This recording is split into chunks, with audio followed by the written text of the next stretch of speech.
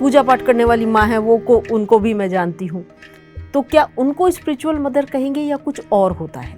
इस धरती में अगर सभी माताएं आध्यात्मिक बन जाती हैं तो इस धरती पे हम और ज़्यादा ओशो, महावीर, गांधी जी जैसे आध्यात्मिक पुरुषों को हम जन्म दे पाएंगे और एक इस धरती को स्वर्ग बनाने में हर माँ अपना योगदान दे पाएगी। हर माँ को ध्यानी बनना है और एक ध्यानी माँ ही इस पूरे विश्व को बदलाव ला सकती है।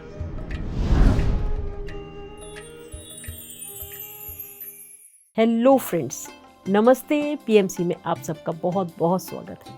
फ्रेंड्स, आज हमारे साथ एक बहुत ही ग्रेट मास्टर फुलटूसी चक्रवर्ती जी, जो रायपुर से बिलोंग करती हैं, हमारे साथ हैं हमारे बहुत सारे प्रश्नों के उत्तर देने के लिए। फ्रेंड्स, ये एक स्पिरिचुअल वैल्यू एजुकेटर रह चुकी हैं। ये फार्मा कंपनी में काम करती थी, 10 साल से मेडिटेशन में हैं और इनके शादी के 10 साल तक इनको बेबी नहीं हुआ और जब से ये ध्यान में आई उसके 4 साल बाद इनको नेचुरल तरीके से बेबी हुआ, जो खुद अब एक बहुत अच्छा मेडिटेटर है। छोटी सी बच्ची है वो और बहुत अच्छी मेडिटेटर है। फ्रेंड्स, ये यूथ के लिए, किड्स के लिए और मदर्स के लिए बहुत काम करती हैं, उनको एजुकेट करने में, उनको ध्यानी बनाने में, जिससे कि जब उनकी उन्नति होगी तो विश्व की उन्नति होगी। तो आइए मिलकर स्वागत करते हैं फुलटूसी चक्रवर्ती जी का। फुलटूसी जी, आपका बहुत बहुत स्वागत है। नमस्ते पीएमसी में। थैंक यू विभा जी। फुलटूसी जी, आपके साथ मेरे पास स्पिरिचुअल मदर से संबंधित और बच्चों से संबंधित बहुत सारे ढेरों प्रश्न हैं, जो आज मैं बहुत सारे आपके ऊपर बम्बार्डमेंट करने वाली हूँ। Thank you. तो एक सबसे पहले मुझे एक ये बताइए, आपकी आध्यात्मिक माँ, स्पिरिचुअल मदर किसे कहते हैं? मतलब मदर तो हमको सबको पता है, और जो पूजा पाठ करने वाली माँ है उनको भी मैं जानती हूँ, तो क्या उनको स्पिरिचुअल मदर कहेंगे या कुछ और होता है?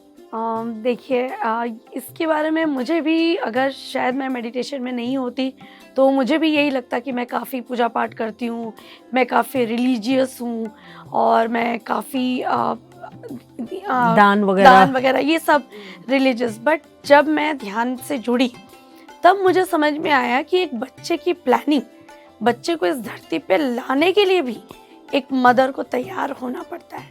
तो उस समय मुझे समझ में आया कि स्पिरिट क्या होता है। एक अदृश्य शक्ति को आप इस धरती पे ला रहे हैं, तो उसके बारे में आपका जानकारी होना और उसके लिए एक पूरा वातावरण, अनुकूल वातावरण बनाना, और उसके लिए सबसे बड़ी ज़रूरत है कि एक माँ की मेंटल स्टेट, क्या वो खुश है, क्या उसके अंदर में वो प्रेम है जो आने वाले उस दिव्य शक्ति को, उस बच्चे को वो देना चाहती है, क्योंकि वो बच्चा इस पूरे समाज का एक नया प्रतिबिंब होने वाला है। तो इसके बारे में जब एक माँ को जानकारी होती है और वो तैयारी करती है आध्यात्मिक तरीके से, तो ही मुझे लगता है कि वो स्पिरिचुअल मदरहुड है। और इसमें बहुत कुछ अलग से नहीं करना है, केवल ध्यान, और ध्यान मतलब आनापानसती ध्यान। तो जब मैंने भी अपने मदरहुड में प्लान किया और आनापानसती ध्यान के साथ साथ कुछ अलग से, कह सकते हैं, पिरामिड्स का यूज़ किया, और कुल मिला के इसमें ये कह सकते हैं कि ये एक विज्ञान है। इस विज्ञान में मदर को एक अच्छे एनर्जी लेवल में रहना पड़ता है, चाहे वो बिफोर बर्थ हो या थ्रू आउट प्रेगनेंसी। तो ये जब उसको पता चलने लगता है एक माँ को, और वो आध्यात्मिक तरीके से समझती है कि इस बच्चे को मेरे थ्रू ये बच्चा आ रहा है, और इस बच्चे को सारी चीज़ें जो मैं देख रही हूँ, सुन रही हूँ या समझ रही हूँ, वो सारी चीज़ें ये बच्चा अपने आप ग्रहण करने वाला है। तो उसके लिए जब वो तैयार होती है स्पिरिचुअल तरीके से थ्रू मेडिटेशन, यही होता है एक आध्यात्मिक माँ। जैसे हमारे अभिमन्यु ने सब कुछ अंदर ही अंदर सीख लिया था। Yes, wonderful. फ्रेंड्स, आप लोग समझ रहे हैं कि आध्यात्मिक माँ क्या होती है, उसे कैसे अपनी प्रिपरेशन करनी चाहिए। तो फुलटूसी जी, मैं जानना, एक मांसाहारी परिवार है और उनके घर में कोई गर्भवती हो जाती है स्त्री, वो मेडिटेटर है, वो नहीं मांसाहारी खाना चाहती, पर उसके घर वाले उसको फोर्स करते हैं कि यदि आप ये नहीं खाओगी तो बच्चा हेल्दी नहीं होगा, और ऐसे ही किसी और के लिए कि घर का पूरा परिवार मेडिटेटर है, वो नहीं है, वो मांस खाता है, पूरा परिवार नहीं खाता। मतलब इस तरीके के कॉन्ट्रडिक्टरी होता है कि भाई घर के परिवार के अंदर, तो उससे, और गर्भवती महिला के लिए तो बहुत ही इम्पोर्टेंट है, क्योंकि उसके वूम में एक बच्चा है, वो उसी ही चीज़ को अंदर ले लेगा जो हम उसके अंदर डालेंगे अपने मुंह के थ्रू। तो उससे कैसे बचा जाए? यस, ये सिचुएशन मैंने बहुत ही अच्छी तरीके से फेस भी किया है और इसका निवारण भी किया है। तो आपने बिल्कुल सही पूछा, क्योंकि मैं एक बंगाली परिवार से होते हुए तो मेरे ऊपर भी काफ़ी प्रेशर था, और मेरी बेबी तो प्रीशियस बेबी मतलब 10 साल बाद हो रही है। तो सबका टेंशन यही था कि इसको किसी भी तरीके का विटामिन की कमी या प्रोटीन की कमी नहीं होनी चाहिए। तो मैंने तो थ्रू आउट 9 मंथ्स एक्सटर्नली कोई विटामिन भी नहीं लिया, फॉलिक एसिड भी नहीं लिया, और साथ में जो कहते हैं ना ओमेगा 3 वगैरह कुछ भी, वो भी नहीं लिया, क्योंकि मेरी बेबी से मेरी कनेक्शंस थे। और गलती से मैंने एक बार एक टैबलेट ले लिया तो अंदर से आया था कि मम्मा ये नॉनवेज है, आपको इसको नहीं लेना है। और जब मैंने उसको बाहर निकाला और चेक किया तो बिल्कुल उसके इंग्रेडिएंट में फ़िश ऑयल था। और चूँकि मैं डिटरमाइंड थी कि मेरे बच्चे को किसी भी प्रकार के एनिमल प्रोटीन की कोई ज़रूरत नहीं है, और मुझे ये ज्ञान हो चुका था कि हम किसी भी पशु पक्षी को अगर किल करते हैं तो उसके लॉ ऑफ कर्मा हमें भुगतान करनी पड़ेगी। अब एक माँ अगर गर्भवती है और उससे अपने बच्चे को भी यही भोजन देना पड़े, अगर वो सोच रही है, तो आने वाले कॉन्सिक्वेंसेस भी उसके फेस करना पड़ेगा। तो ये जब क्लैरिटी एक माँ को हो जाएगा तो मुझे लगता है उसकी जो संकल्प शक्ति है, दृढ़ शक्ति है, वो प्लान कर सकती है कि नहीं, मेरे बच्चे के लिए जो भोजन मैं ले रही हूँ, चाहे वो प्लांट बेस्ड पूरी तरीके से, शाकाहारी पूरी तरीके से, garlic free, mushroom free diet ले रही है, वो पूरा ही उसके बच्चे के लिए काम आने वाला है। और जब जैसे जैसे माँ ध्यान बढ़ाती है, या कोई भी महिला जैसे जैसे अपना ध्यान बढ़ाएगी, तो उसकी जो ऊर्जा है वो चारों तरफ बढ़ने लगती है, और परिवार वाले भी उसके उस संकल्प को सपोर्ट करने लगते हैं। शुरू में चैलेंजेस आते हैं ये चेक करने के लिए कि कहीं आप भीतर से कमज़ोर तो नहीं है, कहीं माँ खुद भी ये तो नहीं सोच रही कि मेरे बच्चे को कुछ ऐसा देना चाहिए। तो आपका चेकिंग के लिए ये सराउंडिंग आपको ऐसा सिचुएशन देता है। तो मेरे ऊपर भी काफ़ी प्रेशर था, बट मैंने जब उनको समझाने की कोशिश की तो मेरे ऊपर वो फोर्सिंग नहीं हुआ, और मैं तो कह सकते हैं कि एक्सटर्नली कोई सप्लीमेंट भी नहीं ली। तो जैसा एनवायरनमेंट एक माँ अगर ध्यानी है तो वो पूरा क्रिएट कर सकती है। और सिर्फ इतना ही नहीं, मेरे बच्चे के लिए चौथे महीने में मुझे अंदर से आया कि मुझे नेचर में रहना चाहिए, और बच्चे को वाटर बॉडीज़ के पास रखना चाहिए। वो सारा एनवायरनमेंट दे सकी, जबकि ये भी एक काफ़ी डिफ़िकल्ट था। तो डिफ़िकल्ट सिचुएशन भी एक माँ फेस कर सकती है अपने बच्चे के लिए, जो वो डिसाइड करे, जो वो निर्धारित करना चाहती है। तो इसके लिए माँ का खुद का ध्यानी होना बहुत ज़रूरी है, और आप बाहर से एक्सपेक्ट नहीं कर सकते कि बाहर वाले आपको समझेंगे। आप उनको समझ के अपने अंदर अगर स्थिरता लाते हैं तो धीरे धीरे सारा एनवायरनमेंट बदलने लगेगा, और आपके हिसाब से एटलीस्ट अगर सपोर्ट नहीं तो कोई आपको डिस्टर्ब भी नहीं करेगा। यही एक शाकाहारी मनुष्य के लिए, ध्यानी के लिए भी वही सब कुछ जी अप्लाई होगा कि जी, अगर परिवार के लोग भी खा रहे हैं तो ये हमारा मैटर नहीं है, ये उनका जर्नी है, उनका सोल प्लान है, वो कब डिसाइड करेंगे। अब जैसे मैंने 10 साल पहले मैं खुद मांसाहारी थी, 10 साल बाद जब मैं इस जर्नी में एंटर करी तो मुझे समझ में आया कि मैं क्या कर रही हूँ, और मेरे जीवन में जो कुछ तकलीफ़ें हो रही हैं, किसी प्राणी की, जो प्राणी बोल नहीं सकता, जब मैं उसकी हत्या कर रही हूँ अपने भोजन के लिए, तो वो सारा तकलीफ, वो सारा पेन तो मुझे मिलना ही है। तो ये मुझे भी इस जन्म में 10 साल पहले ही पता चला। तो मुझे लगता है कि जब परिवार वाले अगर इस प्रकार से वो ले रहे हैं, तो हमें उनको ना क्रिटिसाइज करना है, ना उनको जज करना है, या हमें उनसे कोई अलगाव डिफरेंस नहीं रखना है। उनके प्रति आप एक बोल सकते हैं कि ओके, जस्ट एज ए कुछ चल रहा है, इट्स ओके, ये ड्रामा है। लेकिन आप जब खुद भोजन बना रहे हैं, आप इतने प्यार से भोजन बनाएं कि ये सारे लोग शाकाहारी बन जाए।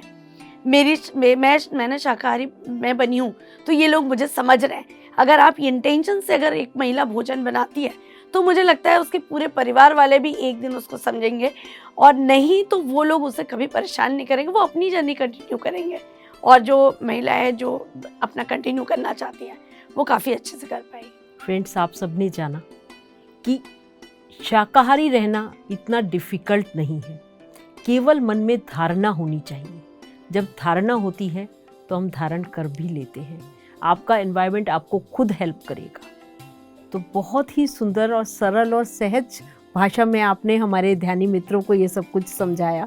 तो फुलटूशी जी, एक इसी से संबंधित एक प्रश्न और मेरे दिमाग में आया कि बहुत से लोग ये पूछते हैं कि कब तक हमारे परिवार वाले ध्यानी और शाकाहारी हो जाएंगे, उनको कितना समय लगेगा, क्या केवल हमारे ध्यानी होने से वो शाकाहारी हो जाएंगे? तो इसको कैसे समझाया जाए उनको? देखिए, इसमें हम निर्धारित तो कुछ भी नहीं कर सकते हैं, लेकिन हमें अपना पेशेंस, हमारी सहन शक्ति जो है वो हमें बढ़ानी है। समय लगेगा लेकिन असंभव नहीं है, ये हमें समझना है। और उससे भी ज़्यादा इम्पोर्टेंट है कि हम अपने परिवार, पूरा पृथ्वी को अपना परिवार अगर समझते हैं और हम दूसरे लोगों को शाकाहार के बारे में, उसके महत्व के बारे में बताते हैं, तो कभी ना कभी हमारे परिवार तक भी वो सारे वाइब्रेशंस ऑटोमेटिक आ जाएंगे।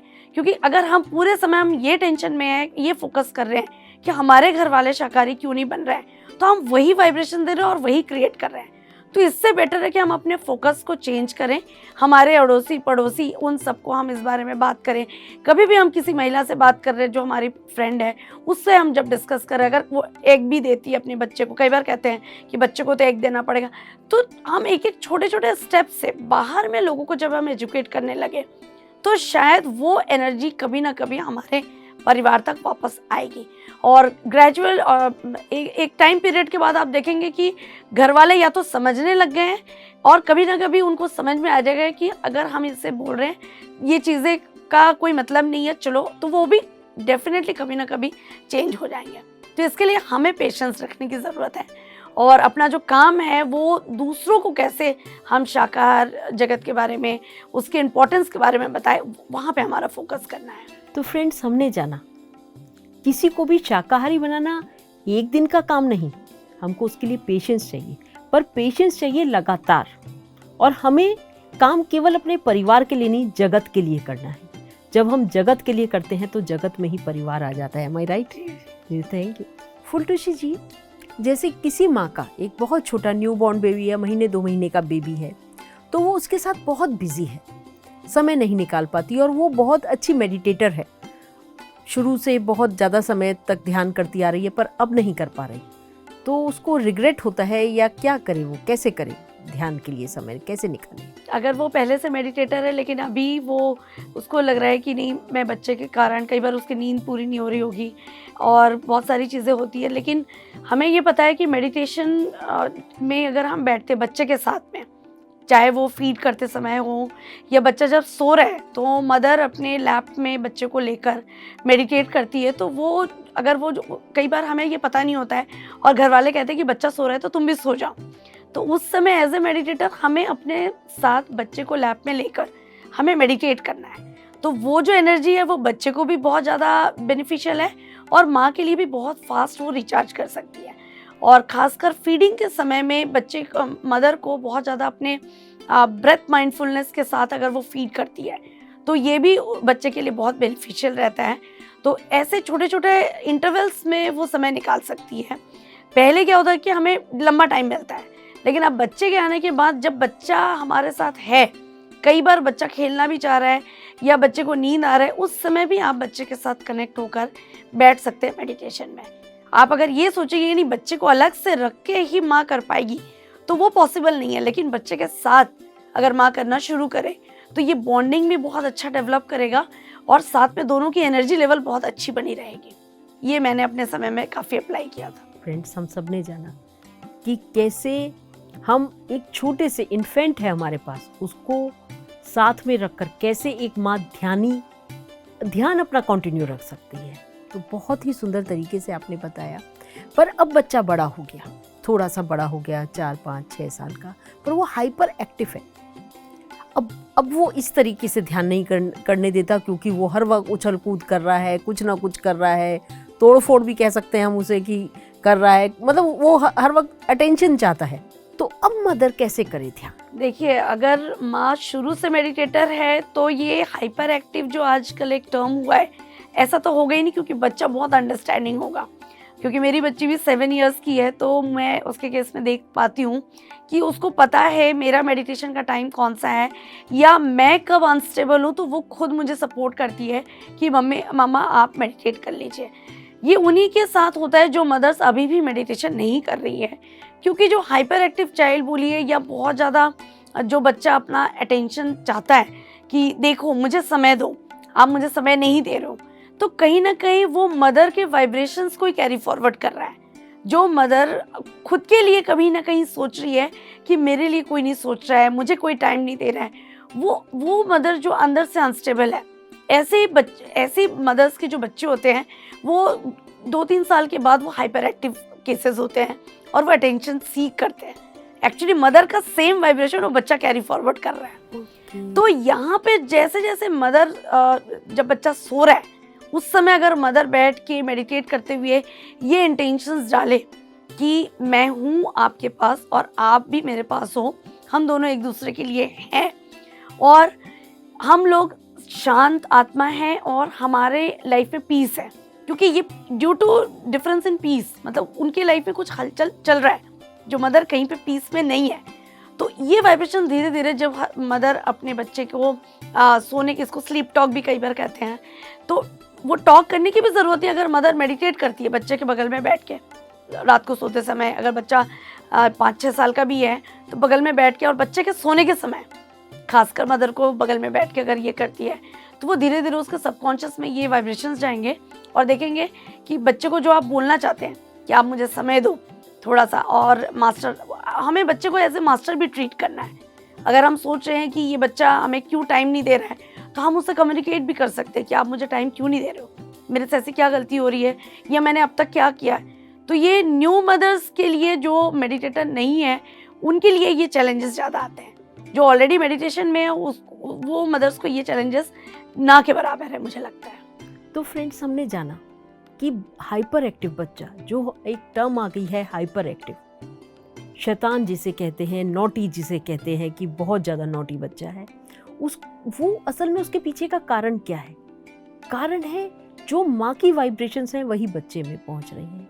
तो पहले माँ को ठीक होना पड़ेगा, बच्चा अपने आप ठीक हो जाएगा। जड़ें पहले ठीक होंगी तभी पत्ते अच्छे आएंगे, यही शायद आप समझाना चाह रही हैं। तो फ्रेंड्स, थोड़ा जड़ों की तरफ ध्यान दीजिए, पत्ते और फूल अपने आप सुंदर आएंगे। तो फूलटेशी जी, एक प्रश्न और कि बच्चा बीमार है, माँ मेडिटेटर है, ध्यानी है, एक बच्चा भी शायद ध्यानी है, तो पर घर में जो परिवार के सदस्य हैं उसको प्रेशर डाल रहे हैं कि आप इलाज करवाइए, डॉक्टर के पास जाइए, और वो नो डॉक्टर और नो मेडिसिन में बिलीव करती है। अब क्या करे? परिवार के साथ रहे या अपने जो उसके असूल हैं, जो हमारे 18 प्रिंसिपल हैं PSSM के, उनके साथ रहे? क्या करें? जी, अगर बच्चे को फीवर है या कोई भी इलनेस है तो हमें समझना है कि ये सिचुएशन क्यों आ रहा है, कौन सी सोच से। 7 साल तक तो मदर की सोच के कारण ही ये सिचुएशन आते हैं। कोई भी ऐसी सोच जो मदर के भीतर में डिसबैलेंस क्रिएट कर रही है, वही चीज़ पास ऑन होता है बच्चे के ऊपर, राइट। तो अगर उस समय माँ भी बच्चे के साथ बैठ के मेडिटेट करती है और पेशेंस रखती है कि नहीं, ये बीमारी, ये जो इलनेस अभी आया है, जो भी सिचुएशन है वो बिल्कुल ठीक हो जाएगा। बट उस समय माँ खुद भी कई बार घबराने लगती है और सोचती है पता नहीं घर वाले अभी क्या बोलने वाले हैं, कितनी जल्दी ये फीवर ठीक होगा। तो सबसे पहले इमीडिएट उस सिचुएशन में भी माँ को मेडिटेशन में ही बैठना है। अगर फोर्सफुली बाय चांस कभी ऐसा होता भी है कि उसको दवाई दे भी दिए गए, तो माँ को उस समय मेडिटेशन में बच्चे के साथ बैठना है। और जब सिम्टम्स गायब होंगे तो घर वाले आपको फोर्स नहीं कर पाएंगे। तो सबसे पहले हमारी प्रायोरिटी है कि हमारे को बच्चे में जो भी तकलीफ हो रहा है वो सिम्टम पहले दूर हो। तो माँ और बच्चे दोनों मिलके ही अगर मेडिटेशन में बैठ जाते हैं और धीरे धीरे देखेंगे कि वो चारों एनवायरनमेंट, चारों तरफ का वो चेंज हो रहा है। अगर उसका टेम्परेचर है तो वो टेम्परेचर भी डाउन होने लगेगा, बजाय कि हम घबराने लगे और पता नहीं क्या होने वाला, कैसे होगा।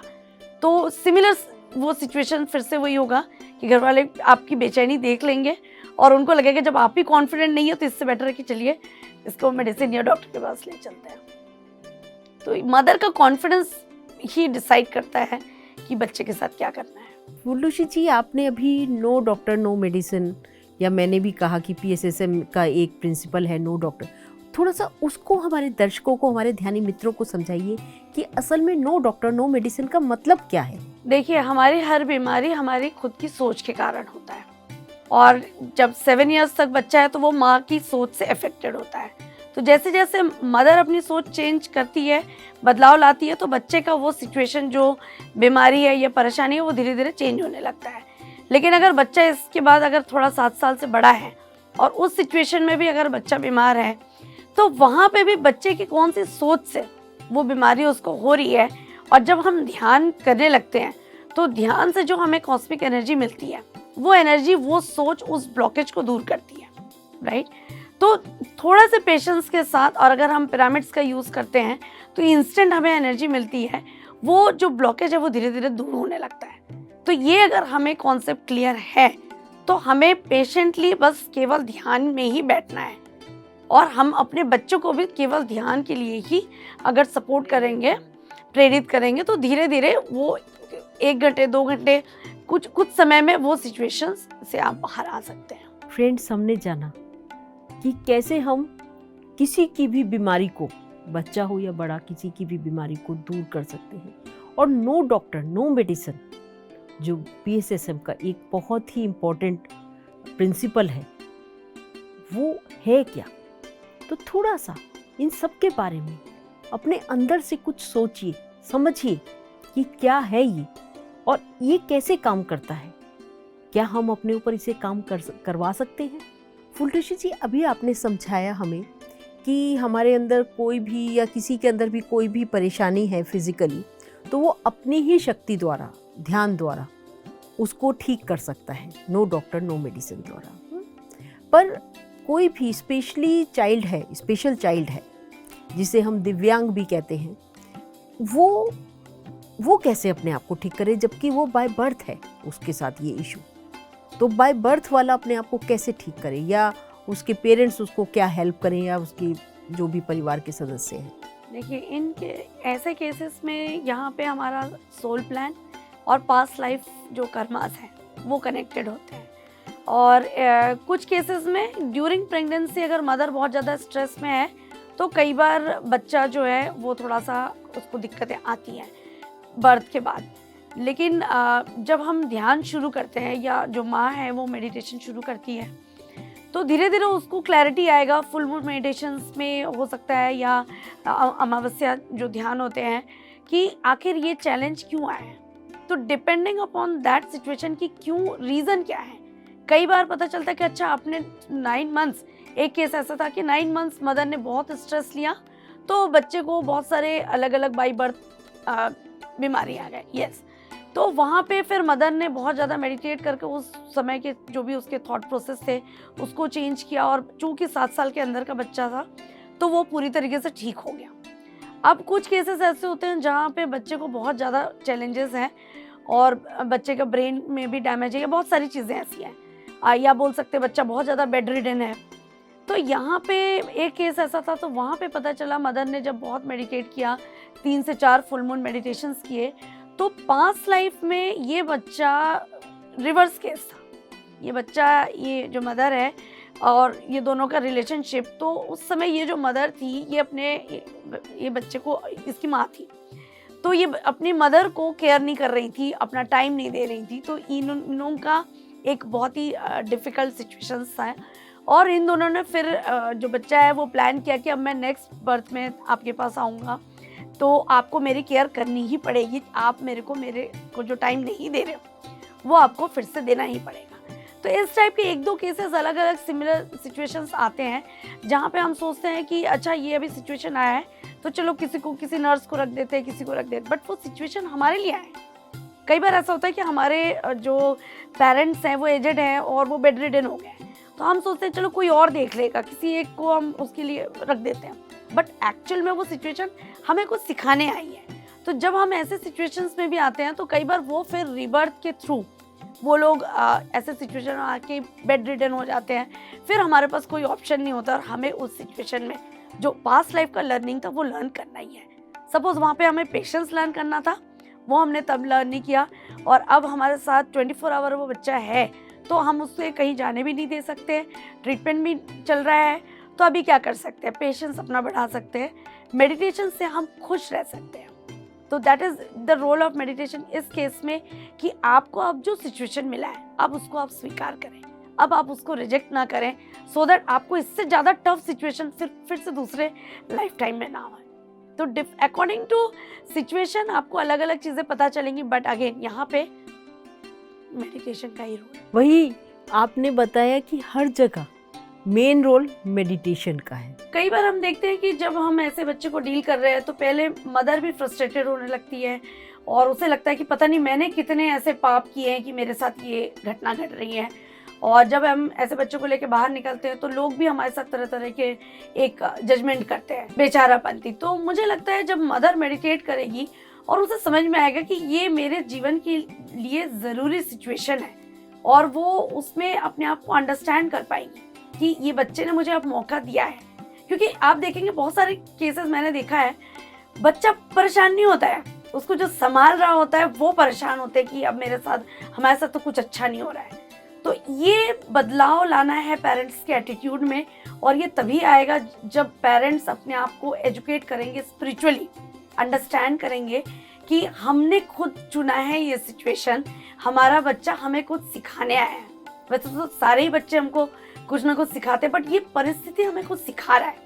तो जो वे ऑफ अंडरस्टैंडिंग है, पहले हम बोल रहे थे ब्लेमिंग मोड में कि मेरे साथ भगवान गलत कर रहा है, और अभी ध्यान के माध्यम से, ज्ञान के माध्यम से अभी क्या हो गया, अच्छा मैंने ही कुछ किया था इस लाइफ टाइम में, अभी मुझे इस बच्चे से कुछ सीखना है।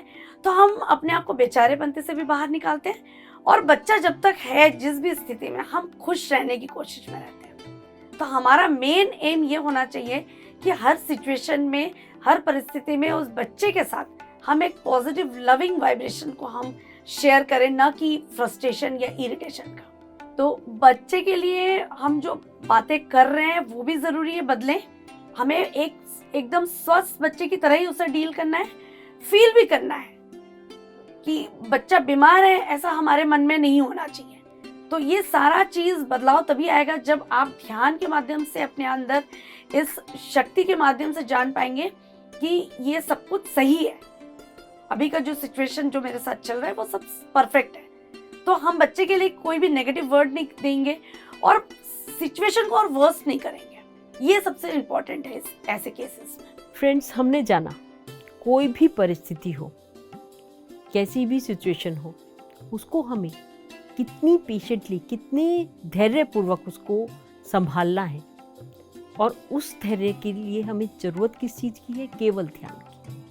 ध्यान ध्यान ध्यान और केवल ध्यान। एक प्रश्न और है कि बहुत सारे तरीके के, अगर आज हम YouTube खोलते हैं तो YouTube, Facebook, इंस्टा पे सब जगह भरा पड़ा है मेडिटेशन टाइप्स, कि कितने तरीके के मेडिटेशन है, और हर मेडिटेशन का जो टाइप है, हर जो वहाँ पर गुरु है या जो बताने वाला है, हर एक कह रहा है कि इससे बेनिफिट होते हैं, आप ये कीजिए आपको इससे ये मिलेगा, आप ये कीजिए आप उसको ये मिलेगा। तो एक तो हम कौन सा करें, कितना करें, कितना उनको समझें और कैसे समझें? हमारे पास वो कौन सा, हमारे पास वो तराजू है जिसमें हम वो तोले कि कौन सा ज़्यादा भारी है, कौन सा ज़्यादा सही है?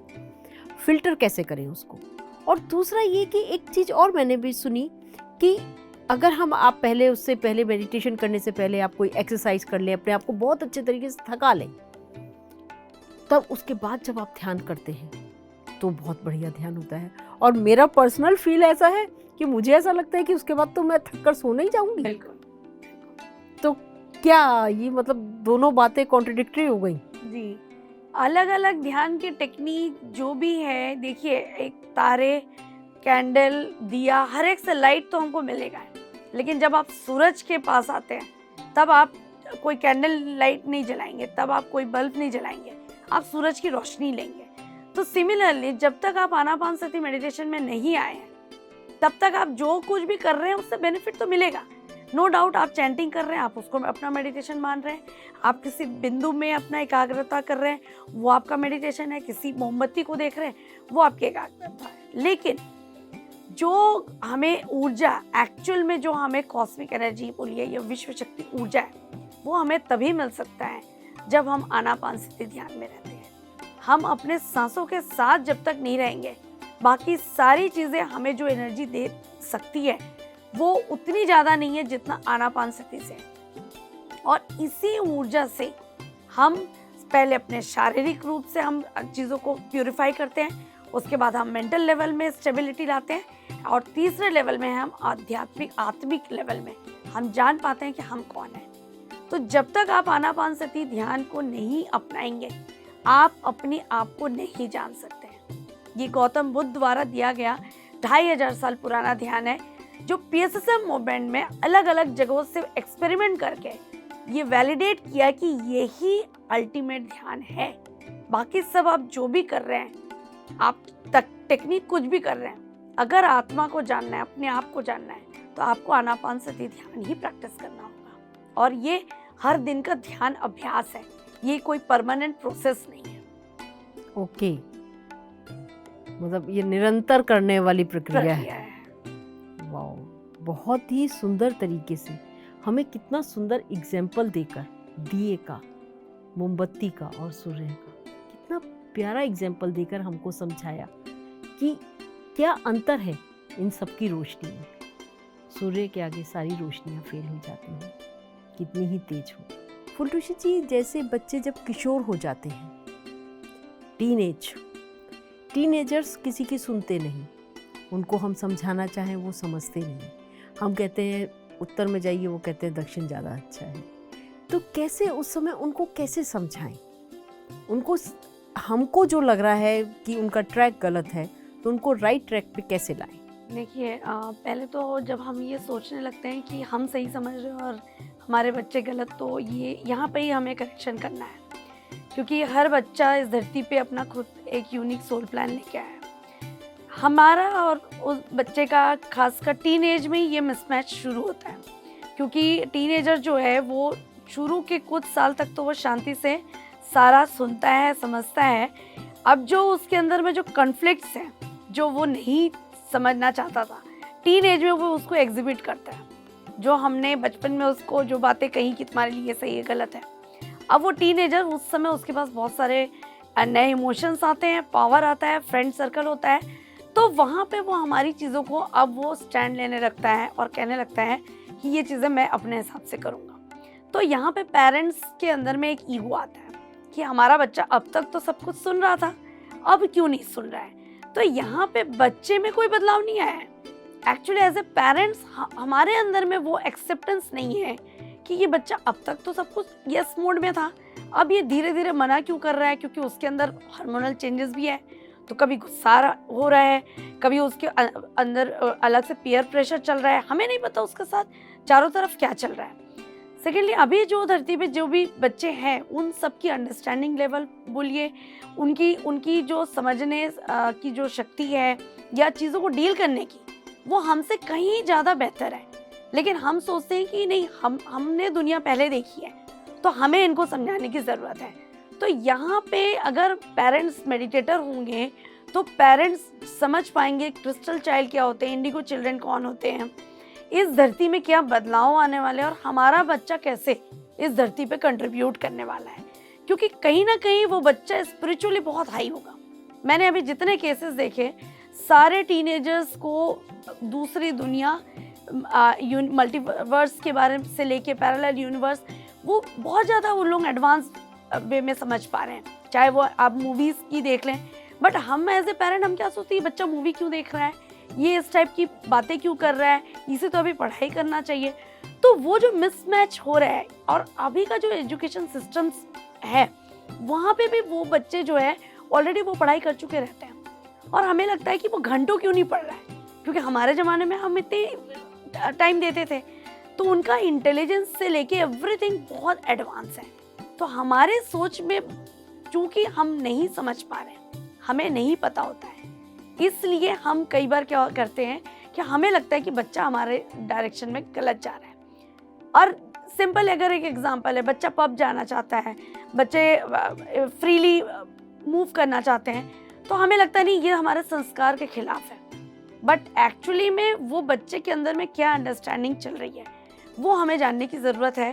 तो वहाँ पे टीनेजर्स के साथ ऐसे हमें फ्रेंडशिप मेंटेन करने की ज़रूरत है, और उनको फियरफुल नहीं, कोई डिसीजन थोपना नहीं है, उनके पॉइंट ऑफ व्यू को भी आपको समझना है। और अभी जो मैंने देखा है, बहुत सारे पेरेंट्स अपना एक प्रेशर बनाते हैं कि हमने तुम्हारे लिए इतना किया है तो तुम्हें हमारी बात माननी होगी। अब वो बच्चा फिर से प्रेशर में आके कर तो लेगा, लेकिन सक्सेस होगा कि नहीं इसकी गारंटी नहीं है।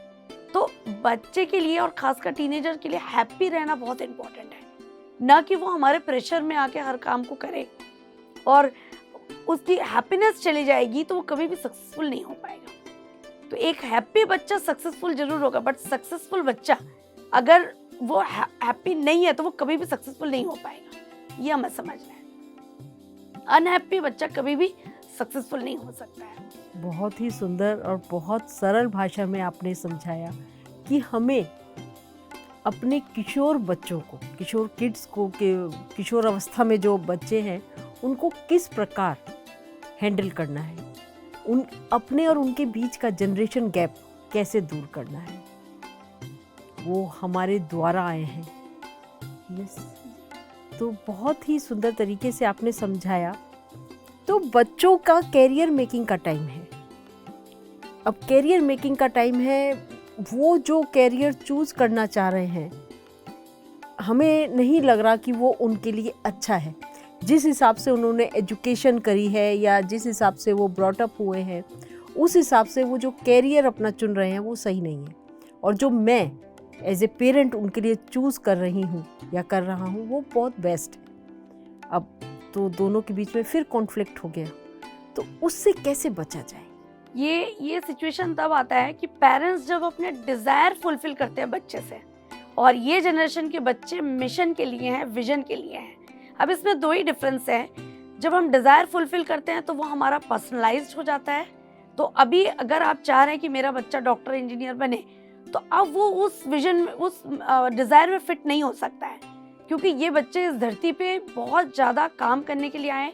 इस धरती में जो बदलाव आ रहा है, ये बच्चे वो बदलाव लाने के लिए आए हैं।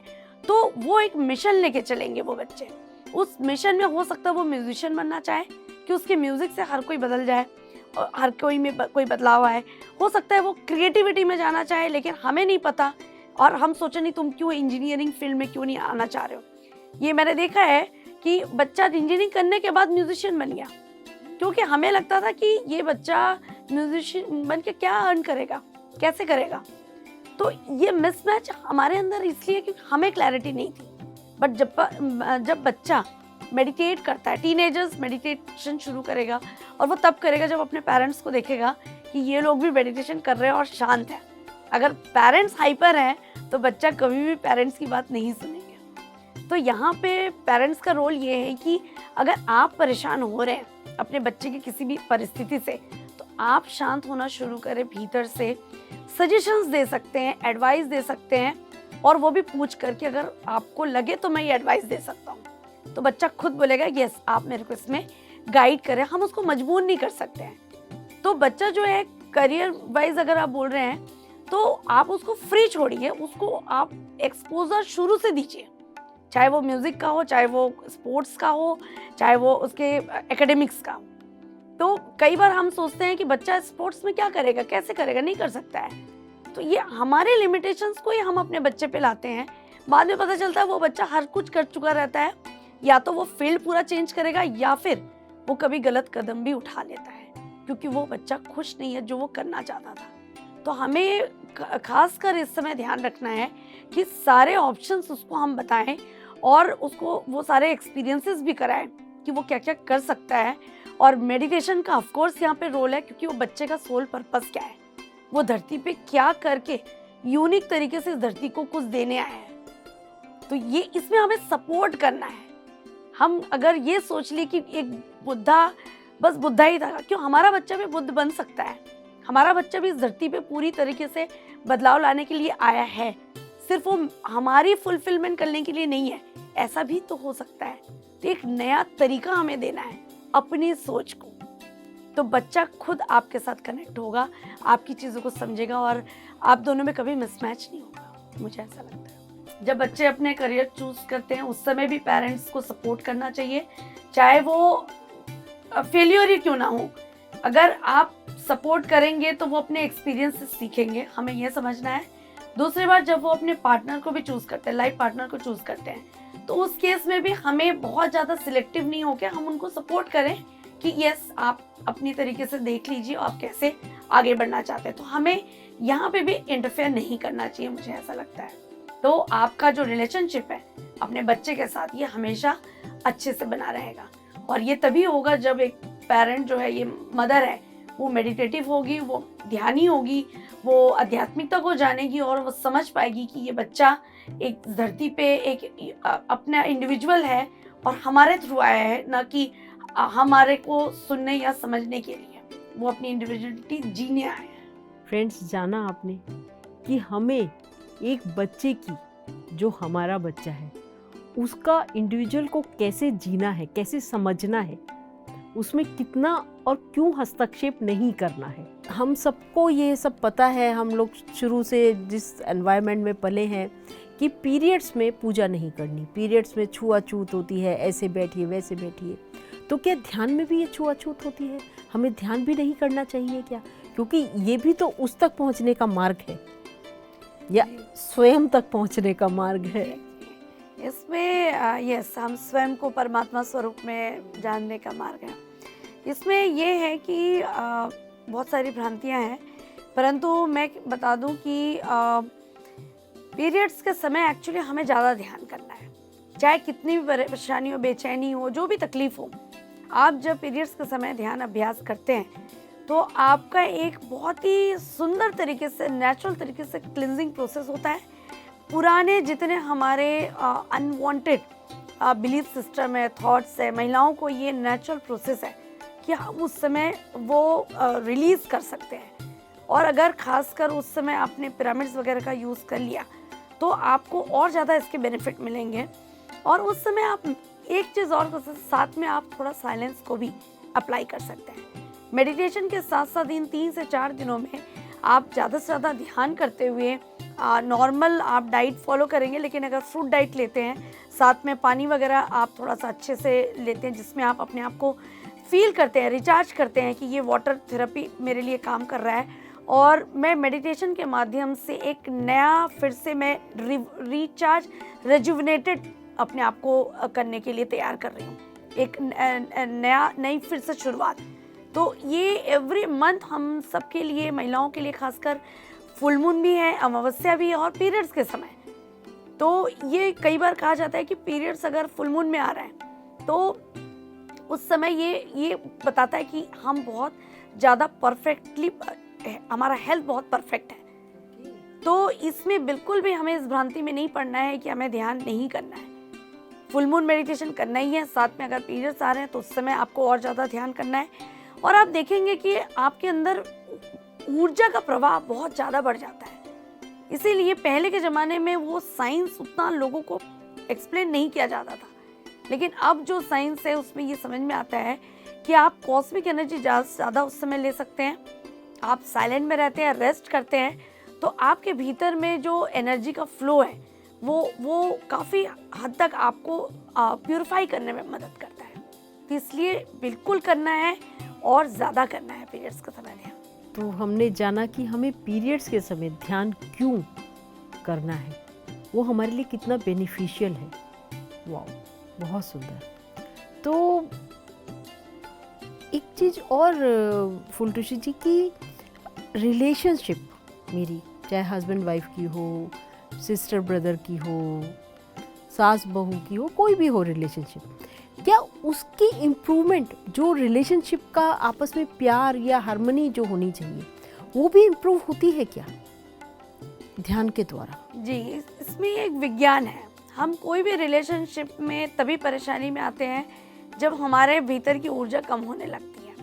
हम सामने वालों को तभी नहीं समझ पाते हैं जब हमारे अंदर उतनी ऊर्जा नहीं है कि हम दूसरों को समझ सकें। तो ध्यान में होता ही है कि पहले तो हम अपने भीतर में वो ऊर्जा महसूस करते हैं, ऊर्जित अपने आप को ऊर्जावान करते हैं। और हम जब स्वयं को समझने लगते हैं तो धीरे धीरे हम सामने वाले की परिस्थिति को समझ पाते हैं। पहले हम रिएक्शंस देते हैं ध्यान से पहले, क्योंकि हम खुद हमारे भीतर वो सारी चीज़ें भरी हुई हैं और हम ट्रिगर होते हैं। लेकिन जैसे जैसे ध्यान हमारा बढ़ता है और हम चीज़ों में, परिस्थितियों में इंसान के साथ हम ट्रिगर नहीं होकर हम वहाँ पे रिस्पॉन्ड करने लगते हैं। कई बार ऐसा होता है कि हमें पता चलता है कि हम गलत हैं, फिर भी हम रिएक्ट कर जाते हैं। बट ध्यान हमें वो पॉज देता है, वो पेशेंस देता है। जैसे एक बच्चा अगर जब आपके साथ कुछ इरिटेबल कुछ काम करता है तो आप एकदम से उसको रिएक्शंस नहीं देते हैं। लेकिन अगर हमारे हस्बैंड हुए, हमारे वाइफ है या कोई भी ऐसा है तो हम इमीडिएट उसको रिएक्शंस देते हैं, क्योंकि हमारे भीतर में वो पेशेंस नहीं रहता है। और ध्यान हमें वो पेशेंस देता है कि हम अंडरस्टैंड करें कि ये इंसान आखिर ऐसा क्यों कर रहा है।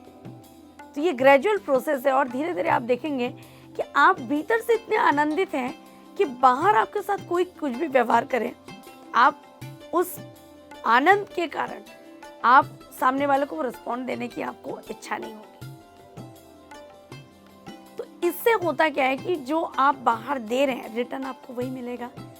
अगर आप लोगों को प्रेम बांट रहे हैं, आपके भीतर में वो वाइब्रेशंस पॉजिटिव हैं, होता यह है कि हम लोगों को पॉजिटिव दिखाते हैं लेकिन अंदर हमारा नेगेटिव होता है, क्योंकि हमारे भीतर वो ऊर्जा नहीं है। तो ध्यान हमारे भीतर उस ऊर्जा को बढ़ाता है जिससे हम जो रेडिएट करते हैं, हम जो बाहर दे रहे हैं, वो ऑटोमेटिक एक कनेक्शंस, एक लविंग एनवायरनमेंट क्रिएट करता है।